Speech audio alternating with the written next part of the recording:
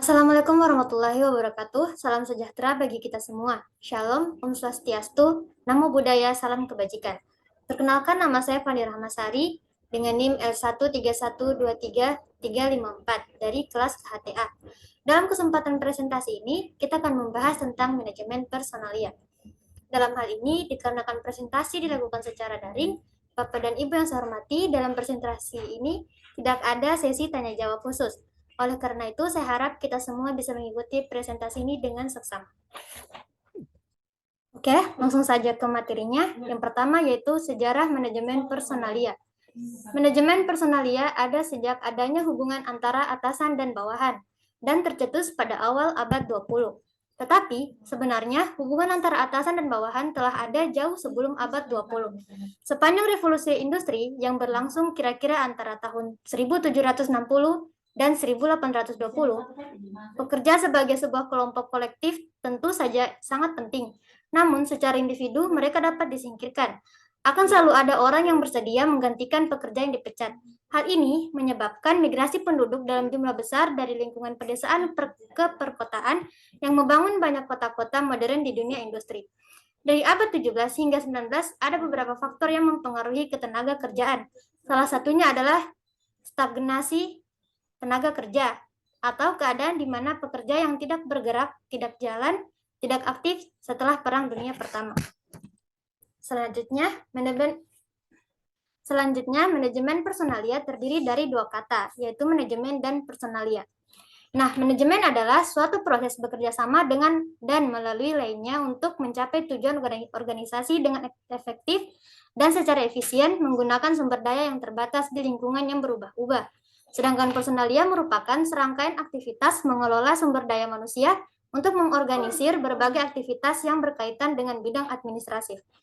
Nah, manajemen personalia sendiri adalah perencanaan, pengorganisasian, pengarahan, dan pengendalian atas pengadaan tenaga kerja, pengembangan, kompensasi, integrasi, pemeliharaan, dan pemutusan hubungan kerja dengan sumber daya manusia untuk mencapai sasaran perorangan, organisasi, dan masyarakat.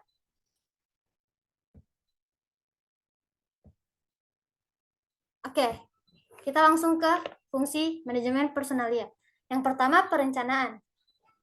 Perencanaan di sini yaitu merencanakan personel secara efektif dan efisien agar sesuai dengan kebutuhan perusahaan dalam membantu terwujudnya tujuan perusahaan. Yang kedua adalah pengorganisasian.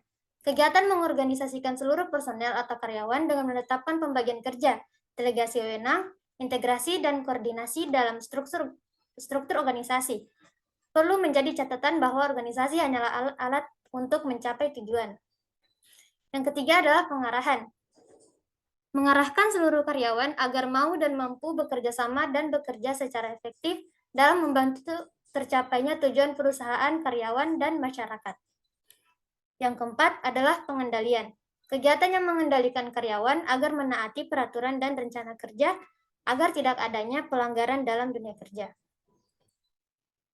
Yang kelima adalah pengadaan. Proses penarikan, seleksi, penempatan, orientasi, dan induksi untuk mendapatkan hasil yang sesuai dengan kebutuhan perusahaan.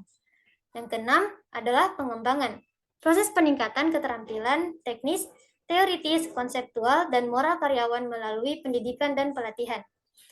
Kompensasi, pemberian balas jasa secara langsung dan tidak langsung berupa uang atau barang kepada karyawan sebagai imbalan atas tenaga dan jasa yang diberikan kepada perusahaan. Selanjutnya adalah pengintegrasian. Kegiatan yang ditujukan untuk mempersatukan kepentingan perusahaan dengan kebutuhan karyawan agar tercipta kerjasama yang selaras dan saling menguntungkan. Selanjutnya, yaitu pemeliharaan. Kegiatan memelihara dan meningkatkan kondisi fisik, mental, dan loyalitas karyawan agar tetap mau bekerja sama hingga pensiun. Selanjutnya adalah kedisiplinan. Kedisiplinan adalah kunci terwujudnya tujuan perusahaan melalui keinginan dan kesabaran untuk menaati peraturan-peraturan perusahaan dan norma-norma sosial. Dan yang terakhir adalah pemberhentian. Pemberhentian di sini adalah putusnya hubungan kerja seorang karyawan dari suatu perusahaan.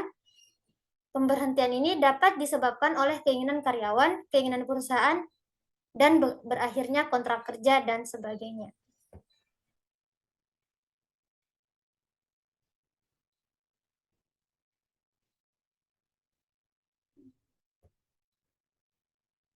Selanjutnya adalah tujuan manajemen personalia. Manajemen personalia terdiri dari 4. Yang pertama, tujuan sosial. Tujuan sosial ini merupakan perusahaan yang bertanggung jawab secara sosial dan etis terhadap keutuhan dan tantangan masyarakat dengan meminimalkan dampak negatifnya. Yang kedua, tujuan organisasional. Sasaran formal yang dibuat ditujukan agar organisasi mencapai tujuan. Yang ketiga, tujuan fungsional, yang bertujuan untuk mempertahankan kontribusi Departemen Sumber Daya Manusia pada tingkat yang sesuai dengan kebutuhan organisasi. Dan yang terakhir adalah tujuan individual, tujuan pribadi dari setiap anggota organisasi atau perusahaan yang hendak mencapai tujuannya di dalam organisasi. Nah, mungkin itu saja hasil presentasi dari saya mengenai manajemen personalia. Jika ada kesalahan kata, mohon dimaafkan. Sekian dan terima kasih.